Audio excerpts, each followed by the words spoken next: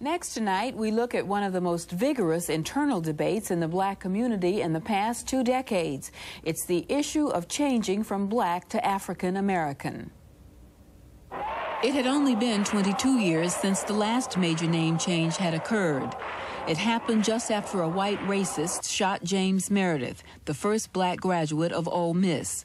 The shooting occurred on a southern highway as Meredith was leading a voter registration march from Memphis, Tennessee to Jackson, Mississippi. It so enraged student activist Stokely Carmichael that as he emerged from a Greenwood, Mississippi jail where he had been held for his voter registration work, the first words to emerge from his mouth were "Black Power." It was the beginning of a major new phase in black confidence and self-assertion that captured the imagination and stirred the consciousness of black people all over the world. Now, according to some polls, a majority of black people have said they prefer the term African American. But the issue is far from settled. I prefer to be called African American because African American reflects the true nature of my cultural heritage. And I think it's better for you to be called black. What's wrong with that? It's different black. It's black Africans. It's black West Indians, you know. Black is beautiful. That's what I have to say. I'm an American, whether I'm a black American or what, don't make any difference. I'm just an American. You had the caucus in the election, they kept calling him Greek American, so being that every black person over here has African heritage, you know, it should be called African American. Editorials in both black and white publications generally supported the call to use African American. The New York Times called it healthy archaeology, arguing that blacks may now feel comfortable enough in their standing as citizens to adopt the family surname American, and their first name, African, conveys a pride in cultural heritage that all Americans cherish. Said the Chicago Defender, as the world continues to shrink, Americans who speak to their Africanness with the African American title will likely find the cultural, education, and economic relationship with others much smoother. Opinion also varied among the guests we interviewed in our special Black History Month series. I always thought that Afro-American or African American was the appropriate designation. And there is some beneficial effects in acknowledging the reality, the African heritage and the American presence. But that's not the critical issue. The critical issue is gaining power.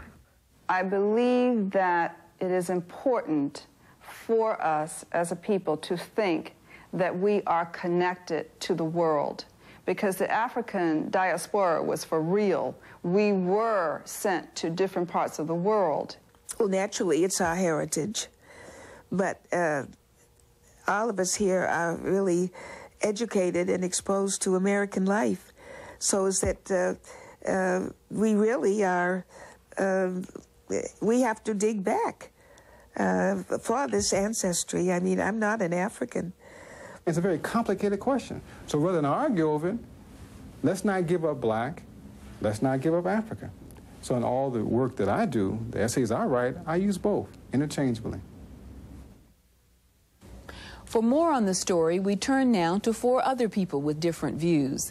Kwame Ture is an organizer with the All-African People's Revolutionary Party, a group attempting to politically unite African people living in 113 countries all over the world. It was his call for black power in 1966, when he was known as Stokely Carmichael, that catapulted the term black into popular usage. Leon Winter is a copy editor for the Wall Street Journal, and last week wrote an article that appeared on the journal's op-ed page called "This African American Still Feels Black." J. Bruce Llewellyn is a businessman who owns the 8th largest Coca-Cola bottling company in the country. He also owns television station WKBW, an ABC affiliate in Buffalo. Ramon Edelin is president of the National Urban Coalition. She proposed the name change at the Chicago meeting of black leaders last December. And to you, Ms. Edelin, the current initiative is largely your brainchild. Why is it important to use that term and not black? Charlene, we have an opportunity to renew values such as mastery and learning, the importance of the family, unity, which is of the utmost importance right now, at a time when our children couldn't be in more distress and turmoil, when we face a new century, and it's up to us to be sure that the problem of the 21st century is not also the problem of the color line, as Du Bois prophesied in 1903 this century would be. But how does how does African American affect all of that? Well, we see, going back to African cultural ties, to the land base that is our mother, as crucial in this process. And what I'm hoping is that we can recreate some of the spirit of the movement years, particularly for the children, by going back to values which were stripped systematically from us, as we all know, when we were enslaved for 250 years in this nation. Mr. Winter, you don't want to change from black. No, well, I don't disagree that it is important for us to be cognizant of where we come from and the depth of our history that began before slavery. I just don't see the particular need in calling for renewal of the movement to leapfrog over the 400-odd years of history and of proud accomplishments that we can point to and indeed need to reacquaint our children with here in this country first. So I believe that it is important to teach the children and to, in general, imbue Black America with the knowledge of where it comes from, but to focus this effort on claiming what is ours here as Americans, which is the country that we are citizens of and where we pay our taxes. Mr. Llewellyn, you prefer the term American. Well, I guess in all of my years on this earth, I've been called about 5 or 6 different things. I've been called black. I've been called Afro-American. Now we're talking about African-American. I've been called Negro. I've been called colored. And what strikes me as a continuous theme or theorem in all of this is the fact that we never have been called full citizens of the United States of America. And what I'd like to see accomplished once and for all is that we are considered as full citizens and have all the rights and privileges there too. All I see is that people in Russia, people in Poland, people in Nicaragua are all packing their bags and heading for the United States of America, feeling it's some kind of panacea or a great place to be, and there must be something here that brings all these people. All I'm saying to you is that I think it's a disgrace that we have been here for well over 200 years and we have not enjoyed these full benefits that a lot of people have come here generation after generation and gotten, and I think that's the key, that's where we ought to go. I'll be very honest with you, if I had my druthers, I wouldn't be worrying so much about whether you call me African American or not.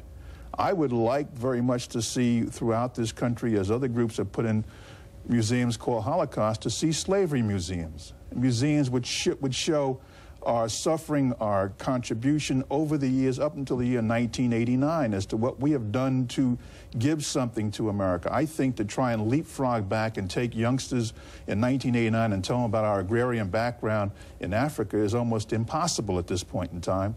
The other problem with this is I listened to one gentleman on the thing say, well, during the campaign we talked about Michael Dukakis as being a Greek American. Well, Greek American pinpoints a country called Greece. African American does not pinpoint any country. It is a continent. And therefore, either you're going to play a game called European American or African American, or otherwise, again, we still haven't been able to refine ourselves down to where we come from, whether we come from Nigeria or Kenya. All right. Well, let me just go to Mr. Ture here. In the 1960s, as I said before, you were one of the ardent proponents of using the term black. How do you feel now about abandoning it in favor of African American? Well, I do not even use the term African American. I use the term Africans because that's what we are. We're Africans in America. There's nothing American about us. Our history has only been a history of struggle in America. We are the only ethnic group in America who have to shed our blood to make reform. To get the vote, we must shed our blood. To get our children to school, we must shed our blood. To get on a bus and sit where we want, we must shed our blood. To even get in a filthy 5 and 10 cent store, we must shed our blood. So I don't see how we could be American. We're Africans in America struggling against American capitalism. And only until it's destroyed will we enjoy the rights that everyone else is speaking of. Well, how do you respond to that, Mr. Llewellyn? Well, what he's trying to do is to change the name of the game or change the rules. And I haven't got time to change the rules. I've got to look at what is. I guess I'm more practical about this. Maybe the ideal panacea is to change the rules and make it all a kind of a equal socialistic state. But in the meantime, let's talk about what is. This is a capitalistic society. We are here. We are paying our taxes. We are doing work each and every day. And I think we have the right to participate. We have sent people to war since the revolutionary times and spilled our blood for America, from Crispus Attucks and the Revolutionary War all the way down through this Vietnam. So therefore, I want to get what you can construe as my piece of the action like everybody else has gotten. And it really annoys me to see people who haven't made this kind of contribution over the years come here and feel that they can claim it and get it. And we have done that. You have a response to that? Of course.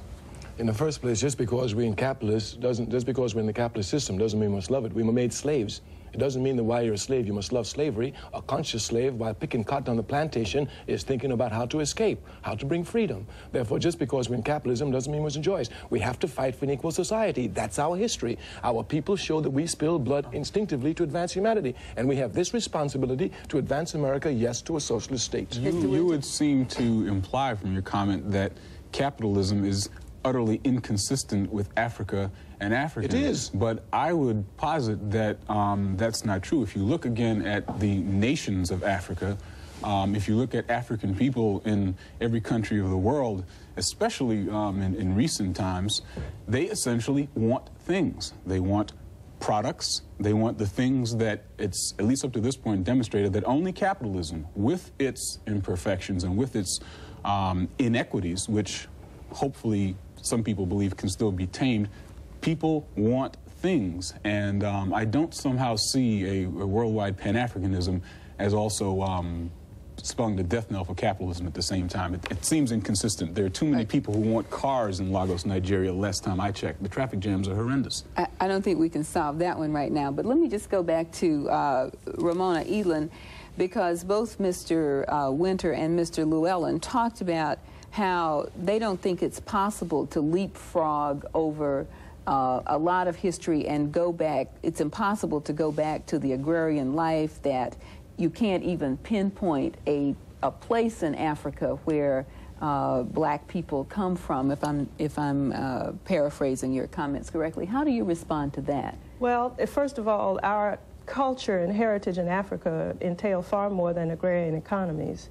Mathematics and science were born in Africa, philosophy and religion, and as well as that, we've been accomplished musicians and dancers for centuries.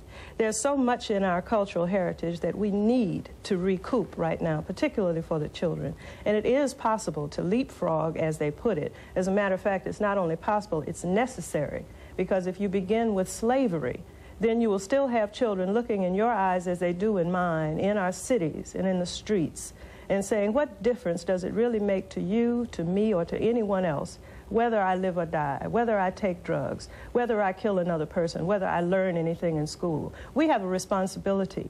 And I think that one way we can have a cultural renaissance is to identify with a land base that gave us the wonderful things about our nature and our culture. Mr. Llewellyn? Well, that all sounds very nice and wonderful, but I invite you to take a look at Africa right now and today and look at the situation in Eritrea against Ethiopia and all the other things that have happened, Biafra with the Nigerians and what have you. That, in my opinion, is idealistic and not the gut of the problem. The gut of the problem is something called values. The gut of the problem is something called family. The gut of the problem is something called importance. What do we construe and believe to be important? I would submit that without a cultural offensive, without our unifying at this particular time and saying what we believe in and who we are and how we will train our children and what our families mean to us, that we will continue to have those same gut issues. That's precisely the point. We will continue unless we develop a cultural vehicle which will move us forward. All groups move forward by strength of their culture. It is a myth that individuals move forward. And certainly we cannot accept 2 or 3 of our group emerging year after year while the vast masses of us continue to go down. We have a responsibility. Let me raise a point back to you, Kwame Ture. When you launched this move that resulted in black being adopted as the defining symbol for African American people. Many people felt that it helped to purge them of all the negative feelings about themselves, that it really represented the first major psychological break. And you heard the woman in the tape talk about black is beautiful. I mean, that was the most positive affirmation of blackness by black people. What do you say to people now who say you simply cannot abandon the term that came to symbolize so much for black people? Human progress does not stand still. It moves. We came here as Africans. One of the first organizations we had fighting for us is known as the Free African Society. The very first independent organization we had in this country was the church. It was known as the African Methodist Episcopalian Church. So from Africans, our oppressor has changed us to colored, to Negro, to this, to that. We understand it's a step. Coming to black had a powerful point, because the point was that we were oppressed because of this color of our skin, and this was racism. But this fight is not just a fight over the color of our skin. A fight for power is a fight for land. When Mr. Llewellyn speaks about power, he's talking about land. Our land is Africa. America is not our land. It belongs to the American Indians, and we have a right to stand and take a moral struggle with them. And we don't worry about people being for things. People want things is incorrect. The point is not to explain the world. The point is to change it. If the people want material things, then we have a responsibility to tell them that things more important than material things, like freedom. Mr. Winter? Well, I can't claim to have been there, indeed, when black was coined, because I was somewhat in high school, and I was on the listening end as, indeed, you were doing the talking. But it's always been my feeling that black was more than the recognition of where our blood comes from. It has a lot to do with the experience of people of color in a larger sense under colonialism, whether it was external colonialism, let's say in the Caribbean, or the internal colonialism that we had to deal with here in the United States, rather than simply a statement of Africa. Because the fact is, we have become more than simply descendants of Africa. We have created a lot of what America is in our own image.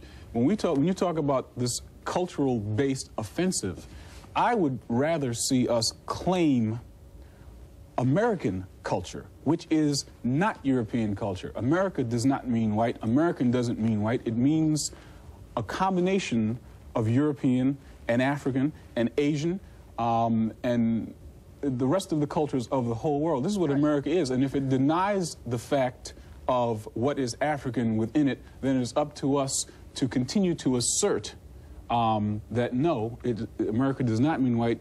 America means a melting and a combination of things. I think that's the point. We are saying African and American, and not everyone is willing to say American, and not everyone is willing to say African. But the point is, we are trying to merge the two, and American society at this point in time does exclude the African reality. America is an African as well as a European invention. Well, we know that, but it isn't accepted widely as now. Let me ask you this, Ms. Edelin. What is wrong? Hakeem Madabuti said a few moments ago that in his writing and everything, he's going to use both. I mean, is there a problem with using African American for those who choose to, and for those who choose to use black? No, I think we all will use both to a certain extent. First of all, it's going to be hard to break old habits that were very dear to us, and I certainly was along with Stokely in the days when the name was changed. But it is important to continue to draw the consciousness of our people to a set of values which were positive and productive for us. To call our mother's name is Africa. We are children without her if we leave that out, and I think that it's fair to say no one of us is satisfied with the status quo today. Well, it seems that Time magazine, in fact, has a piece on this week, and it says that for more than a century, descendants of freedmen have debated what name they should bear as a people, and in every instance, the shift in the change of appellation coincided with a new phase in the struggle for equality. Is that what's going on now, in your view, and what stage is this? Yes, and I think this is a point of evolution in our culture, and it's the stage right before we cross the threshold to the 21st century. I think we are saying that there's a quickening of our will. We will not cross the threshold of the 21st century in the condition that we are today. All right, let me ask Mr. Winter, what do you think about that? I don't necessarily see this as a quickening, if you will, in that kind of direction.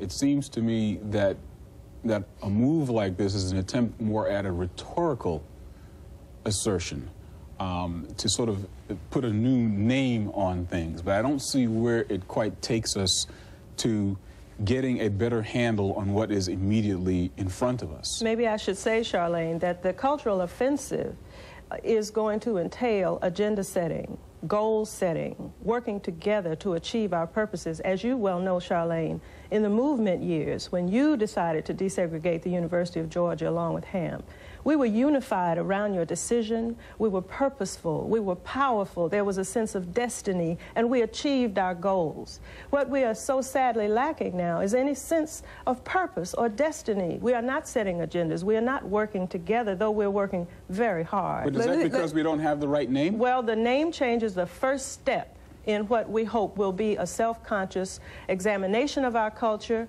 going back to our ancient as well as our contemporary strengths, and pulling together a vehicle which will be more useful to us than the one that we are now engaged in. If anyone is satisfied with the status quo, I'm not aware of it, particularly our children. Mr. Llewellyn, just very briefly, do you see this as a critical stage in the evolution of...